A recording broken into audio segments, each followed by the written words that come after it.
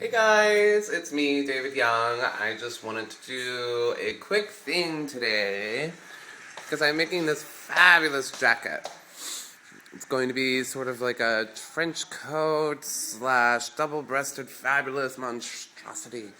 And there's one thing that I wanted to include, and that is how to iron your hand-sewn interfacing, which isn't always the easiest thing to do, but it is definitely needed, especially when you tailor stuff, because if you don't, then shit can happen. And part of tailoring is all about the stitching and how you make it blend with the fabric.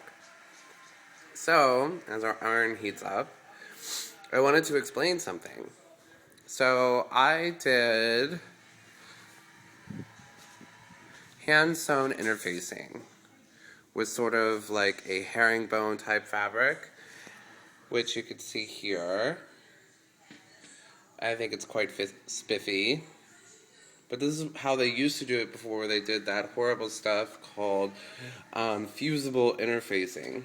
And part of it is that you're actually taking a non-fusible interfacing this way. With this, I did a webbed synthetic non-fusible, and in order to use this, you actually have to stitch it all on by hand, which isn't always the easiest thing, and I see that I missed a little spot there when I was sewing this, but we could fix that very easily in about 5 minutes.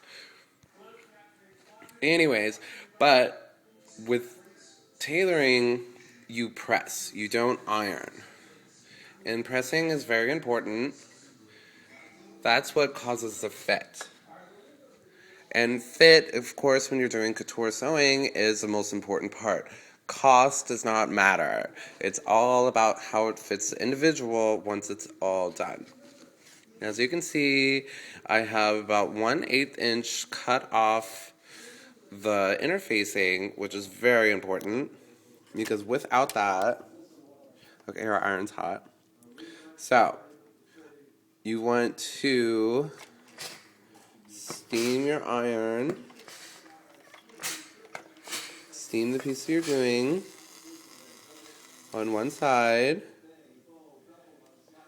and press the pieces. This is what you call blending, because somehow or another, the moisture from the iron combines with your interfacing and your threads, and you want to do both sides, makes the threads blend in with your actual fabric. This way you never, ever, ever see a stitch. It's very important. This helps with your overall fit, which, like I said, is the most important part in couture and tailoring. This isn't a Ross type thing or some sort of like TJ Maxx special. This is clothing done right, which is what I'm all about, because I hate buying something and then having it fall to shit. And in a day where disposable clothing is where people think that they are saving money, but what they don't realize is that they're replacing that shirt that they bought for $9.99 or something like that within like 3 weeks or a month or something like that, because it's twisted at the sides, and trust me, you can totally feel that. I've come across it more than once in my life, and even on shirts that I've spent lots and lots of money that I didn't have on. But you know what? We're Generation Y, I think. I was reading that the other day. And Generation Y is willing to spend beyond their means, but this is also basically a recession. And you know what? If you buy 10 shirts at $9.99 thinking that they're going to last you for months, and then suddenly they only lasted a month or two, and you spent $100 or more, then really have you gained any money by buying one good decent t-shirt, or like 2 for $50 and like using the ones that you have in your closet? But anyways, that's not what this is about. This is about pressing and making sure that everything looks fabulous. See, look at that. Look at that. It's beautiful. Now this is my front collar piece with our hand stitch interfacing. You can see.